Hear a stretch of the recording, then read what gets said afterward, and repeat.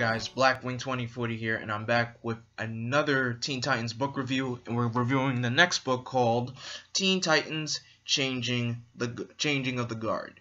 Now, you're probably wondering, why am I holding the book like this? Well, because remember how I told you in the last video there was a surprise hero in this book? Well, turns out, and I said it was a fan favorite, well, turns out that hero is none other than superhero Static Shock, boy! That's right, Static was a Titan, alright? So get that in your memory banks right now, folks. Static Shock was a Titan, alright? Tell anyone who thinks they believe that, everyone who knows me, or anyone else grew up watching Static Shock on TV, and if anyone's a fan of Static Shock, then you guys have to read this series. I kid you not. So, I'm going to get to the point where Static joins the team and everything. But anyway, let's explain how the story starts. So, the story begins with Marvin and Wendy feel like they've been left out on the team and everything. And suddenly, a lonely dog appears on the island. And so, the Titans decide to care for the dog. And not only that, Robin's actually upset. Because he found out that his girlfriend, Stephanie Brown, aka Spoiler, is still alive because she faked her death during Batman War Games. I didn't read that book yet, okay? So anyway, during that night, Kid Devil cheers up Wendy by saying, "You guys are the most valued members on this team. Even though you don't have any powers, you're still here to help us." And so, and plus the dog that they kept, they decided to call it Wonder Dog. Yeah. So that night, as Wendy's walking through the hallway, and then as she opens the door, she sees Wonder Dog in a monstrous type of form. Like, let me show you guys, because when I first read this book, I really did not expect that to happen. So I wouldn't call it shocking, but it's really sad. A really sad thing to see. Look at this. Wonder Dog killed Marvin. Like, literally killed Marvin. Just look at this. So, turns out, this Wonder Dog is actually a hellhound and belongs to Lycus, his name is spelled Lycus, or Lycus. I don't know how to pronounce his name, it's Greek. And turns out Lycus is supposed to be Wondergirl's nephew, because Ares is her brother and Zeus is her father, like biologically. So the whole team of Titans decides to take down Lycus for what he's done to Marvin and Wendy. Wendy was put into a coma, and also Bombshell makes a return. Because apparently, remember I said in the Titans East storyline, Batgirl slit her throat? Turns out she survived because her platinum skin, well, not her, I wouldn't call it platinum skin, but her metallic skin, if you could just look at her metallic skin, it's really like a part of her now. Even without its full appearance, her skin is like unbreakable, like really unbreakable. So she goes on a hunt to find out what the heck was the point of Project Quantum and who was responsible for it.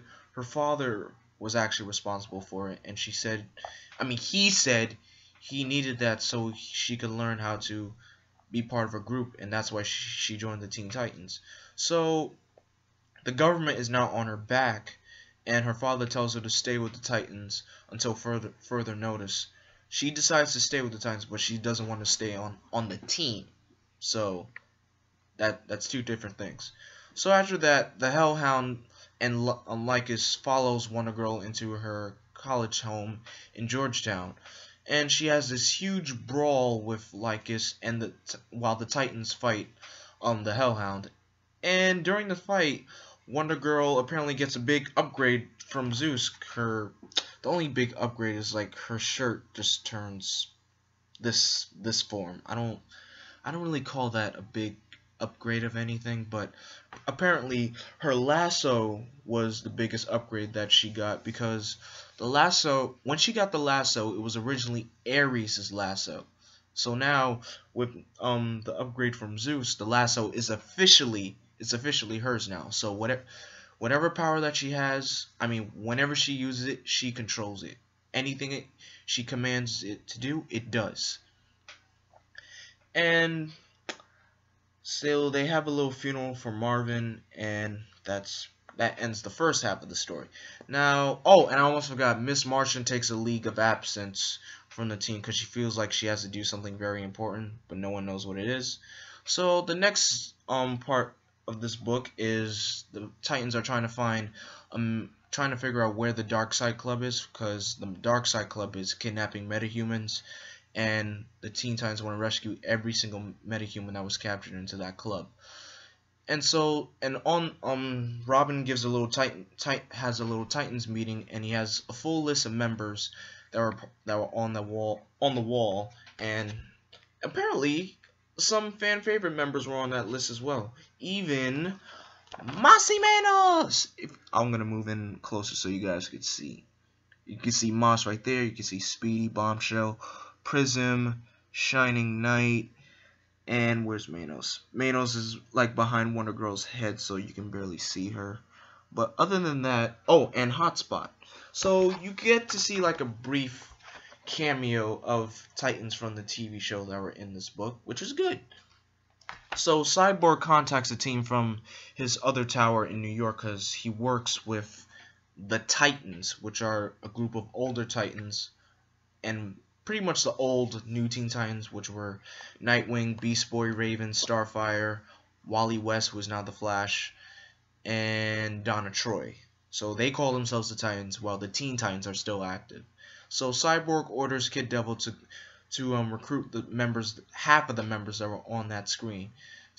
Kid Devil went to Speedy. Speedy said she couldn't be able to join, so that was a no-no. Kid Devil went to Shining Knight, and she was about to kill him. And he also went to the Justice Society, but apparently Stargirl was already a part of the team, so that was a definite no-no as well. But other than that, Robin and Wonder Girl have a little heart-to-heart moment. Robin feels happy that Stephanie's still alive, so in this sad moment, Tim Drake, Robin, decides to leave the team. After 10 volumes of Teen Titans, Robin decides to leave the team, and he passes on the mantle of leadership to Wonder Girl. And we'll see how she does leading the Titans as the series goes on. So Robin, spoiler alert for Gotham, while Wonder Girl is now the new leader of the Teen Titans. So as the story continues, Brother Blood, somehow I feel like I just hate saying his name. Brother Blood returns. It's just a crazy name to say. He returns from his treachery in Hell, and we also get a return of Kid Eternity, who is this guy with the red glasses. The last time we saw him, he was in Teen Titans Life and Death. He still has the power to communicate with the dead. Every time he says eternity, he brings up any person that passed on into the afterlife. And so Brother Blood and Kid Eternity enter on Earth, and they have a huge fight with the Titans. And all the Titans are having a big brawl with him. And Brother Blood bites Red Devil. And I feel sorry for calling him Kid Devil. I forgot his name was Red Devil. My gosh. So he bites Red Devil, and he was actually able to sap all of his powers out of Red Devil. And Red Devil does not have his powers anymore. He's just plain Eddie Bloomberg from now on. Because, I mean, even after this, I don't know if his deal with Neuron still stands. But Kid Eternity takes him into Hell to show that the contract wasn't really what it seems, because all contracts have its weak points. And while he was in Hell, Kid Eternity was actually able to have him speak with his Aunt Marla, who was the only close member to family that he had. And so they have a little chat, and then they leave Hell, and Eddie Bloomberg is happy with his life, even though he's still disappointed that he can no longer He's still a part of the team, but he just doesn't have powers anymore. That's all it is. And so Miss Martian returns, and turns out what she was doing, she was actually rescuing some metahumans from the Darkseid Club. And let me show you who these metahumans were. Ta-da! So you had Zatara, Young Frankenstein, Offspring, who's supposed to be Plastic Man's sidekick, Sapphire, this other metahuman, the Face. I have no idea. I feel like he's the worthless character in this book. Static, Hard Rock, Aquagirl, Son of the Fallen, and of course you have Zatara's helper, Bunny. Oh, and Argent as well. I almost forgot about Argent. So some of these characters decide to leave because Wondergirl offered them a membership onto the team, but of course Zatara leaves because he already had his run with the Titans and he doesn't want to be fed up with the Titans anymore. Son of the Fallen just leaves automatically. Sapphire leaves, and so does Young Frankenstein. But and Argent was thinking about staying, but she's already been a Titan before, so she decides to leave as well. The Face, on the other hand, he's just a very weird character. But Static and Aquagirl decide to stay, even though Aquagirl already had her run with the Titans. Aquagirl decided to stay. Offspring left.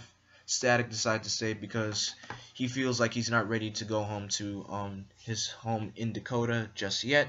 So he decides to stay on the team, and that's how Static finally became a Teen Titan. And also Kid Eternity decides to stay as well. And before this issue ends, the Face leaves because apparently the Face is really kind of a bad character some way. He flirts with Aquagirl, and then he tries to flirt with Miss Martian, and then sooner or later Aquagirl finds out the Face is flirting with Miss Martian. She beats the mess out of him, and so he leaves the tower, and then he says they think they've seen the last of the Face, and then sooner or later the whole Titan Tower security starts acting crazy, and it kills the Face, and it said, "Contact established. Teen Titans, you're next." And the only person that knows that word contact, it means Jericho. So stay tuned for that for the review of the next book, Teen Titans Death Trap, because that is a really good book right there.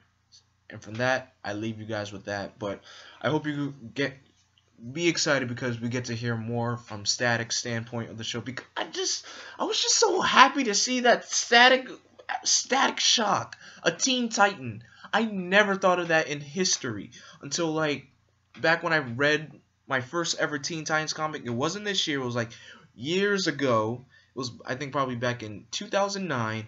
I saw that a friend of mine's had a Teen Titans comic, and Static was on the cover, and it surprised me to say Static was a Titan.